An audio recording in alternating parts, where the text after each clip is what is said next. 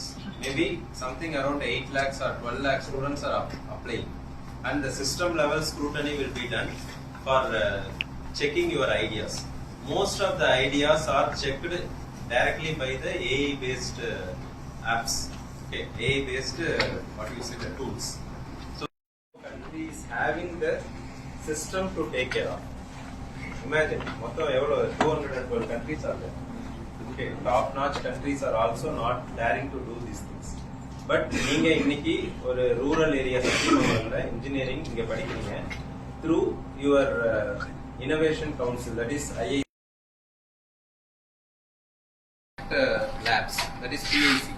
Okay, so the product innovation labs will be able to, the center will be helping you to develop your own product.